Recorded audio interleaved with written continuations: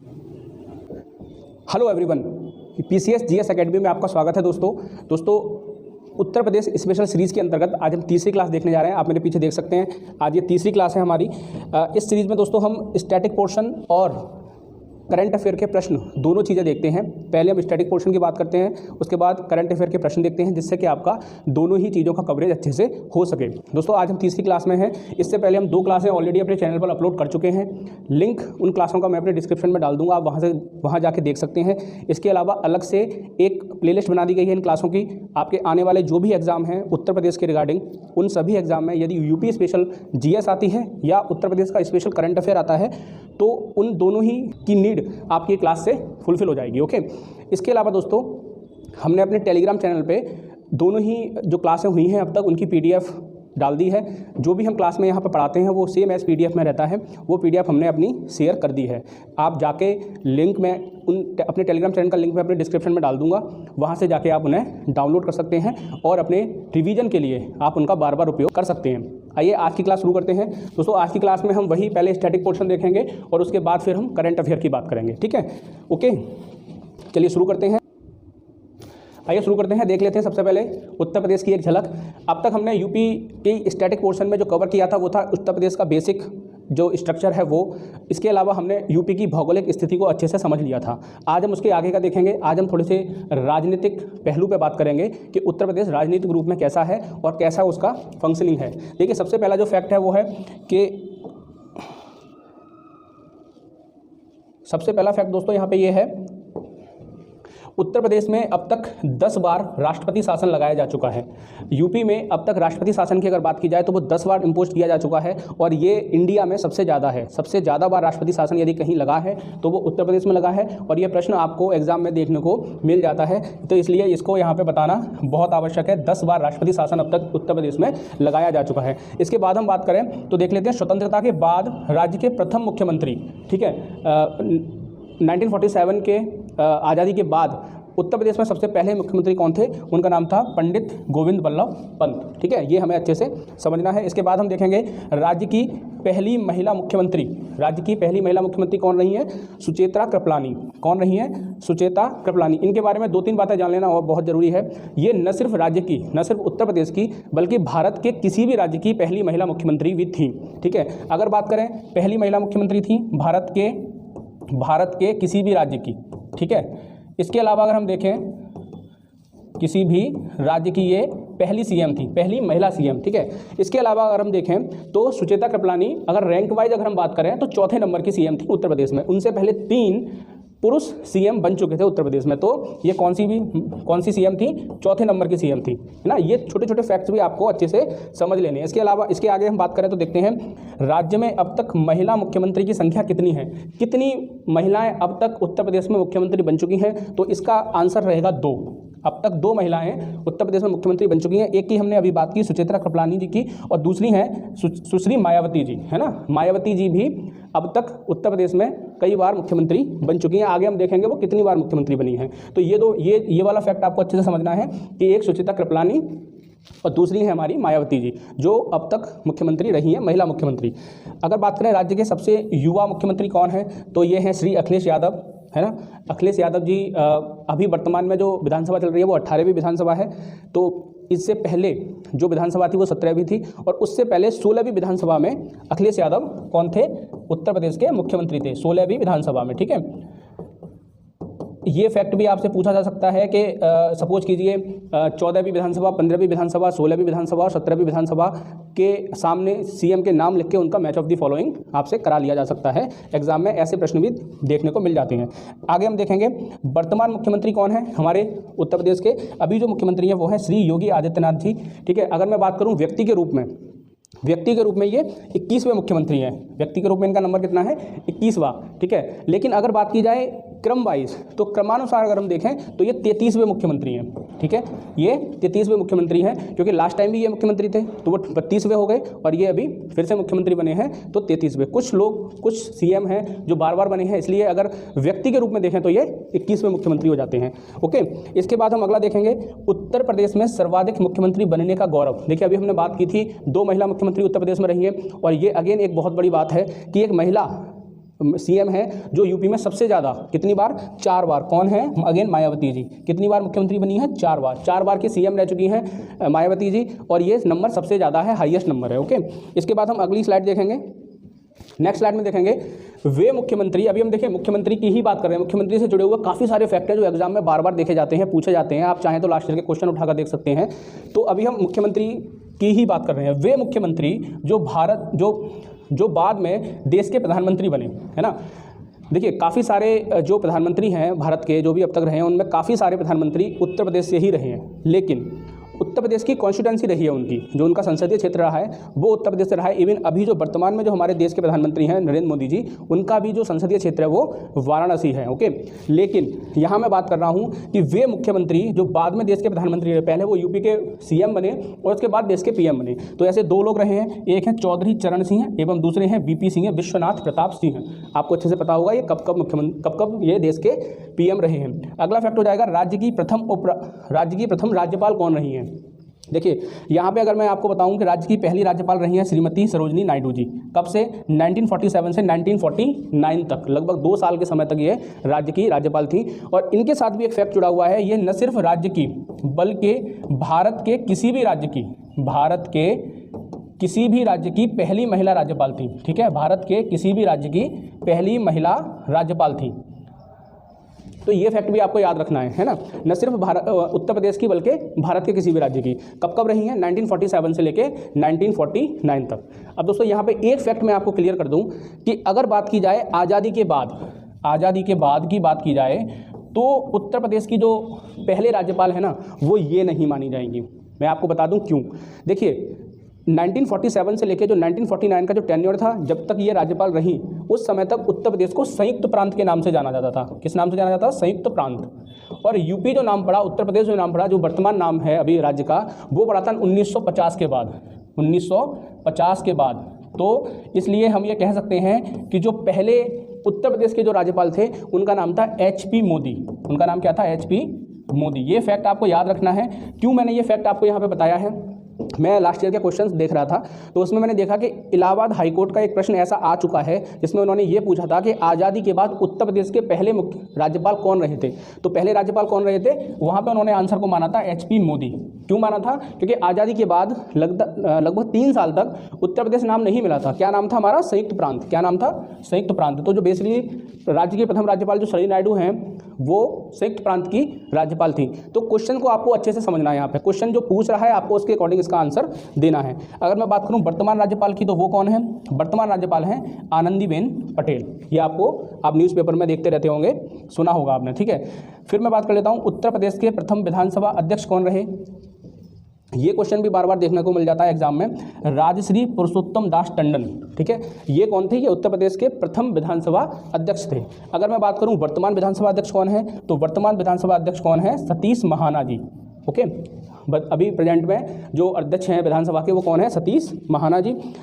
सर्वाधिक बार विधानसभा अध्यक्ष बनने का गौरव, सबसे ज़्यादा बार जो विधानसभा के अध्यक्ष रहे हैं वो भी एग्जाम में पूछ लिया जाता है कभी कभी। तो ये इसका आंसर हो जाएगा श्री आत्माराम गोविंद खैर, और दूसरे हैं श्री केसरी नाथ त्रिपाठी। दोनों कितनी बार, 3 बार। आप यहाँ देख सकते हैं 3 बार दोनों विधानसभा के अध्यक्ष रहे हैं। ओके, नेक्स्ट हम देखेंगे, दोस्तों आज़ादी के बाद उत्तर प्रदेश के प्रथम विधान परिषद सभापति कौन थे, है ना। विधान परिषद भी है, आपको पता होगा हमारे उत्तर प्रदेश में विधानसभा भी है और विधान परिषद भी है। तो इसका आंसर हो जाएगा श्री चंद्रभाल सिंह। चंद्रभाल जी जो थे वो उत्तर प्रदेश के प्रथम विधान परिषद के सभापति थे। प्रदेश के वर्तमान विधान परिषद सभापति कौन है, श्री कुंवर मानवेंद्र सिंह। ओके, अगला है उत्तर प्रदेश के प्रथम लोकायुक्त। देखिए 1975 में, कब, 1975 में लोकायुक्त एक्ट यूपी में लागू किया गया था। ओके, और ये इसके बाद ये जो प्रभाव में आया वो 1977 से आया, जब न्यायमूर्ति श्री विशंबर दयाल जी का 1977 से लेकर 1982 तक आप देख सकते हैं यहाँ पे इनको, ये कौन थे, राज्य के पहले लोकायुक्त थे। ठीक है, अगर बात करूँ वर्तमान लोकायुक्त की, तो वर्तमान लोकायुक्त का नाम है न्यायमूर्ति श्री संजय मिश्रा, और ये कौन से नंबर के हैं, 7वें। तो 1977 से अगर मैं देखूँ तो अब तक कितने लोग बन चुके हैं लोकायुक्त, 7 लोकायुक्त बन चुके हैं। और वर्तमान में देखिए, आप यहाँ देख रहे होंगे इनका कार्यकाल 5 वर्ष का था, लेकिन वर्तमान में जो इनका कार्यकाल है वो 8 वर्ष का है। कितना, 8 वर्ष का कार्यकाल है। ये प्रश्न भी यूपी के एग्जाम में पूछा जा चुका है। इसके आगे हम देखेंगे उत्तर प्रदेश में उच्च न्यायालय कहाँ पे है। उत्तर प्रदेश में उच्च न्यायालय है आपका प्रयागराज में, और उसकी एक खंडपीठ है आपकी लखनऊ जिले में। ओके, जो राज्य की राजधानी है वहाँ पे है इसकी एक खंडपीठ। इसकी स्थापना कब हुई थी, इसकी स्थापना, उच्च न्यायालय की स्थापना हुई थी 17 मार्च 1866 को। ओके, 1866 को इसकी स्थापना हुई थी। उच्च न्यायालय में न्यायाधीशों की संख्या की अगर बात की जाए तो वो 108 स्वीकृत है, और भारत में सर्वाधिक है। उत्तर प्रदेश में जो उच्च न्यायालय में जो न्यायाधीशों की संख्या स्वीकृत है 160, वो जो स्ट्रेंथ है वो भारत के किसी भी हाई कोर्ट में सबसे ज़्यादा है। ठीक है, तो ये फैक्ट भी आपको यहाँ पे अच्छे से याद रखना है। तो दोस्तों, ये तो हमारा स्टैटिक पोर्शन हो गया। हमने थोड़ा सा स्टैटिक पोर्शन की बात कर ली, राजनीतिक रूप से जो यूपी का जो वो है वो हमने देख लिया अच्छे से।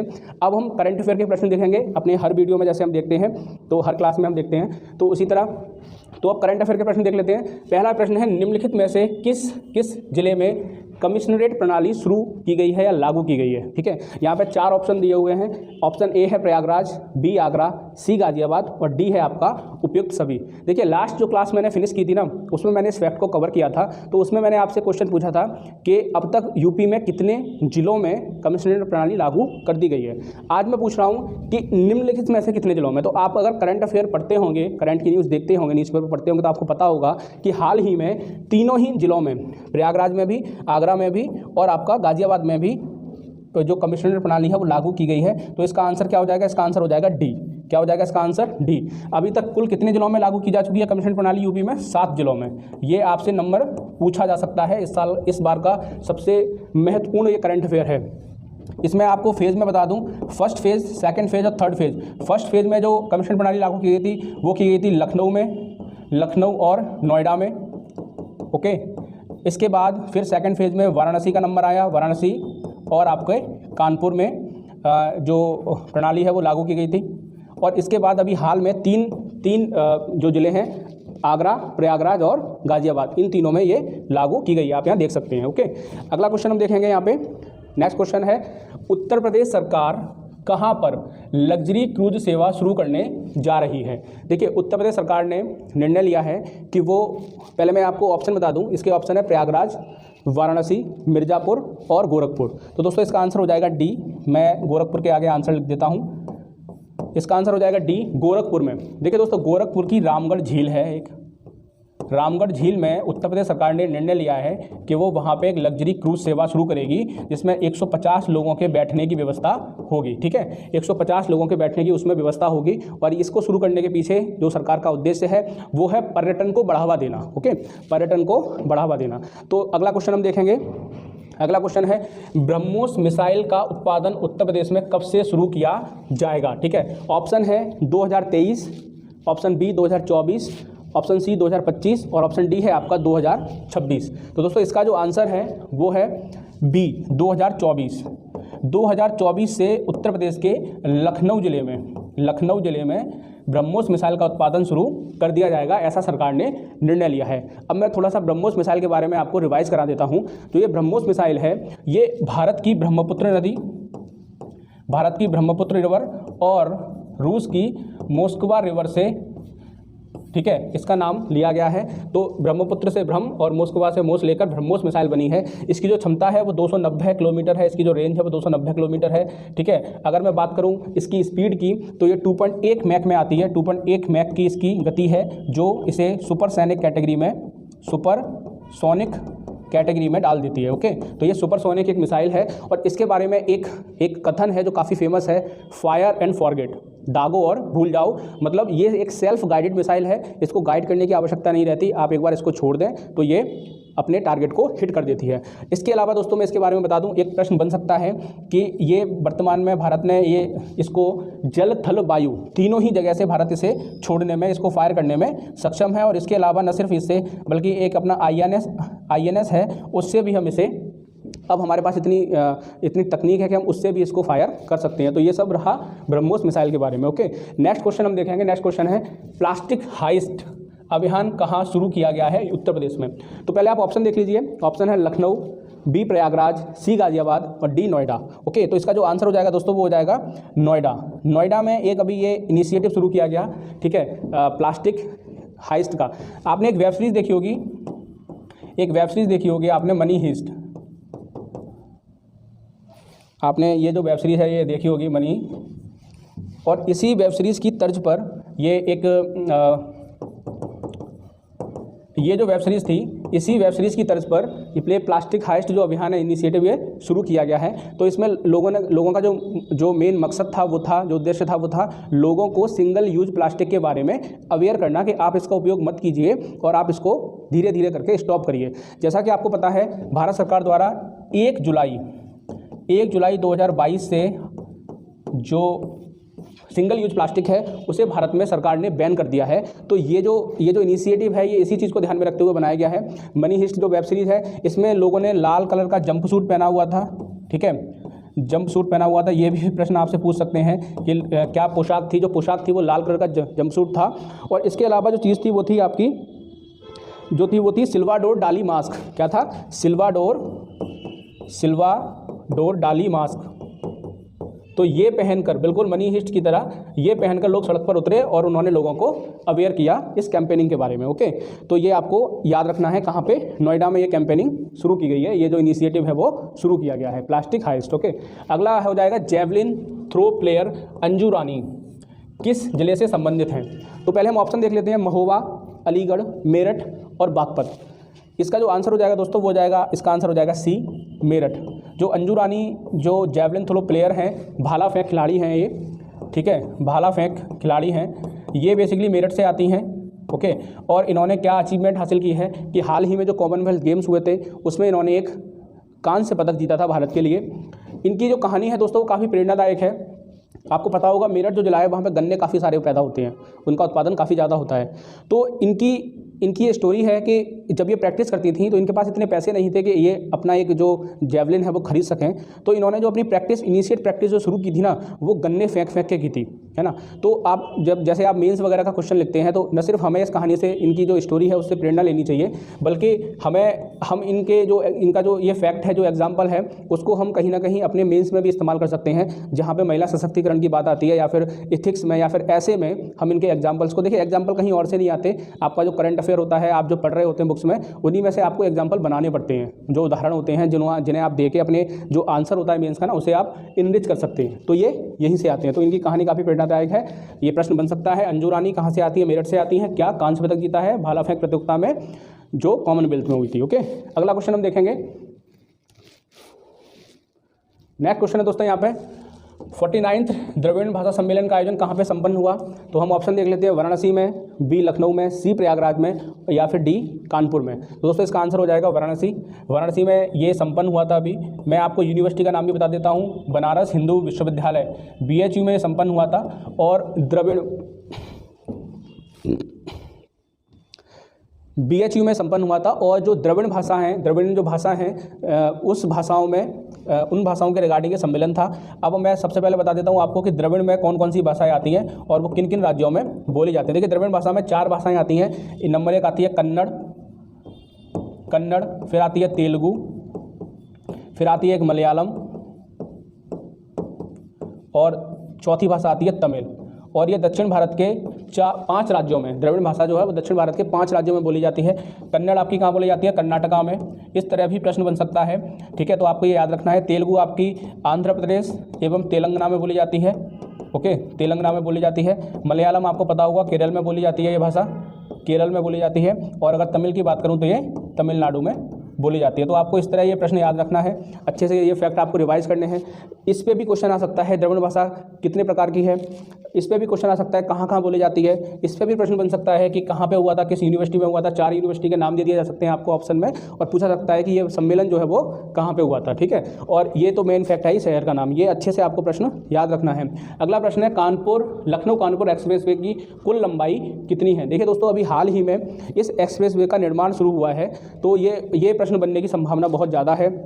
ऑप्शन देख लेते हैं, 69 किलोमीटर, 63 किलोमीटर, 73 किलोमीटर या 80 किलोमीटर। दोस्तों आपको पता होगा लखनऊ और कानपुर के बीच की दूरी कोई बहुत ज़्यादा नहीं है, ठीक है, इसलिए इसकी जो ये जो एक्सप्रेस वे बनना है इसकी लंबाई बहुत कम है। इसका आंसर हो जाएगा बी 63 किलोमीटर। लेकिन काफ़ी क्लोज ऑप्शन देके आपको एग्जाम में फंसाया जा सकता है, तो इसलिए आपको ये क्वेश्चन तैयार करना है। देखिए जितने भी एक्सप्रेस वे यूपी में बन रहे हैं ना, सारे एक्सप्रेस वे के बारे में मैं एक डिटेल वीडियो लेके आऊँगा, जिससे आपका उस टाइप का कोई भी प्रश्न नहीं छूटे।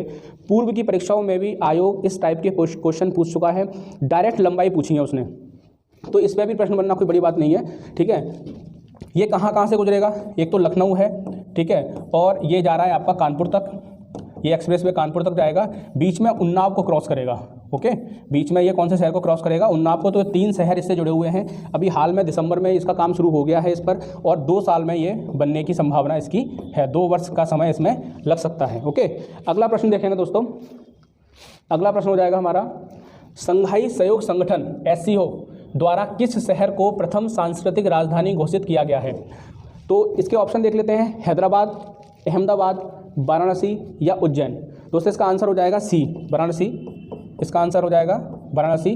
मैंने अपने शॉर्ट्स वीडियो में भी, जो मैं यूपी स्पेशल सीरीज़ की शॉर्ट्स वीडियो लेके आ रहा हूँ, जिसमें मैं करंट अफेयर और स्टैटिक पोर्शन के शॉर्ट्स वीडियो बनाता हूँ, हार्डली 35 to 45 सेकंड के वीडियो रहते हैं। आप उन वीडियो को भी फॉलो कर सकते हैं, बहुत कम टाइम में, जब आप फ्री होते हैं आप उन वीडियो को सुन लीजिए, और जितनी बार सुनेंगे आपको वो फैक्ट रट जाएगा। मैं जो बहुत इंपॉर्टेंट करंट अफेयर है और जो बहुत इंपॉर्टेंट स्टैटिक पोर्शन है, मैं वही उन वीडियो में डाल रहा हूँ।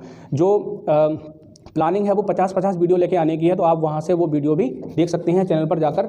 इसका आंसर हो जाएगा दोस्तों वाराणसी। मैं आपको थोड़ा सा बता दूं SCO के बारे में, अभी हाल ही में उज्बेकिस्तान के समरकंद में बैठक हुई थी इसकी, और उस बैठक में डिसाइड किया गया था कि वाराणसी को पहली सांस्कृतिक राजधानी SCO की घोषित किया गया था, ठीक है। इसके अलावा दोस्तों मैं आपको बताऊं कि जो SCO है इसकी स्थापना लगभग 2001 में हुई थी। 2001 में कुछ देशों द्वारा इसको शुरू किया गया था, और 2017 में भारत और पाकिस्तान दोनों को एक साथ ही इस संगठन की सदस्यता दी गई थी। और अगला जो अध्यक्ष होगा इसका SCO का, वो भारत होने वाला है। जो अब की बार जो अध्यक्ष होगा वो भारत होगा। तो इतनी सारी बातें आपको याद रखनी है। किसी भी प्रकार का क्वेश्चन, देखिए स्टैटिक पोर्शन में पूछेगा तो आपसे पूछ लेगा SCO की स्थापना कब हुई थी और कौन कौन सी कंट्रीज में शामिल हैं, भारत को कब सदस्यता दी गई थी, ये भी प्रश्न बन सकता है। ये बन सकता है कि अभी हाल ही में SCO की बैठक कहाँ हुई थी, तो ये समरकंद में हुई थी। और अगर मैं बात करूँ कि अगला अध्यक्ष SCO का कौन होगा, तो वो भारत होगा। और ये प्रश्न बनने की संभावना तो है ही, क्योंकि सांस्कृतिक राजधानी घोषित किया गया है भारत के वाराणसी शहर को। अगला प्रश्न देखेंगे दोस्तों हम, अगला प्रश्न हो जाएगा दोस्तों, Uttar Pradesh global investor summit में फर्स्ट पार्टनर कंट्री किस देश को बनाया गया है, ठीक है।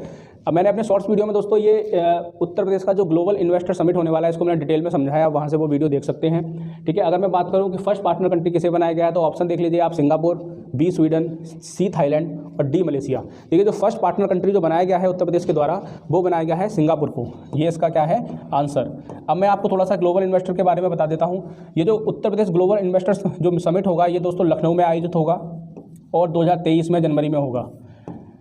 अगर मैं बात करूं सरकार का उद्देश्य क्या है, तो सरकार का उद्देश्य है निवेश को भारत में लाना, भारत छोड़िए निवेश को उत्तर प्रदेश में लाना। तो लगभग सरकार ने लक्ष्य रखा है 10 लाख करोड़ रुपए का, ठीक है, कि हम इतने रुपए का निवेश भारत में उत्तर प्रदेश में लाएं, जिससे कि उत्तर प्रदेश भी एक मैन्युफैक्चरिंग हब बन सके। अभी हाल में, जैसे मैंने अपने करंट अफेयर में भी डाला था एक क्वेश्चन, कि हाल ही में भारत और स्वीडन के बीच में 15,000 करोड़ रुपए का निवेश का समझौता हुआ है, जो रिटेल सेक्टर में होगा और अन्य सेक्टर हैं उनमें होगा। एक हथियार भी बनाएगा स्वीडन, ठीक है, कार्ल गुस्ताव करके। तो ये सारे जो समझौते हैं, ये सारे जो फैक्ट हैं, ये आपको अच्छे से याद रखने हैं दोस्तों। इसी क्वेश्चन के साथ हमारी आज की क्लास यहीं पे हम रोकते हैं, ओके। इसके बाद दोस्तों हम अपने जो आगे का जो स्टैटिक पोर्शन है, जो करंट अफेयर है, वो हम आगे की क्लास में देखेंगे। आपको करना ये है कि लगातार ये वीडियो आपको देखने हैं। वीडियो देखने के अलावा जो इनकी जो PDF है वो हम अपने टेलीग्राम चैनल पर लगातार शेयर कर रहे हैं। इससे पहले की जो 2 वीडियो थी उनकी भी डाल दी है, और इसकी भी PDF में जल्दी से जल्दी शेयर कर दूंगा। आप इन वीडियो को देखिए। जो ये क्वेश्चन है जो करंट अफेयर के, उनके आंसर आपको वीडियो में ही मिलेंगे। मैंने PDF में इनके आंसर को नहीं डाला है, जिससे आपको कहीं ना कहीं ऐसा ना हो कि बस जनरली क्या होता है कि PDF ली, हमने सेव की और रख ली, उसको हम रिवाइज़ नहीं करते। तो मेरा उद्देश्य है कि आपको रिवीजन कराना, जिससे कि अगर 150 से लेकर अगर 200 क्वेश्चन का एक सेट आपको मिल जाता है आने वाले जो भी एग्जाम है उनके लिए, तो आप वहाँ पे उन क्वेश्चन को अच्छे से कर पाएँ, क्योंकि उम्मीद है इन्हीं में से करंट अफेयर का जो यूपी स्पेशल का जो पोर्शन है वो आ जाना चाहिए, ऐसा मेरा मानना है। और स्टैटिक पोर्शन में तो प्रश्न हमेशा बनते ही हैं, तो आप ये देखिए। इसके अलावा जो शॉर्ट्स वीडियो की सीरीज हम चला रहे हैं अपने चैनल पर, वो भी आप देखिए। वीडियो अच्छा लगे तो उसे लाइक करिए, सजेशन जो भी आपके हों प्लीज़ हमें दीजिए कमेंट बॉक्स में कमेंट करके, और चैनल को सब्सक्राइब करिए। बस इसी के साथ आज का वीडियो यहीं समाप्त करते हैं। थैंक यू सो मच दोस्तों, जय हिंद।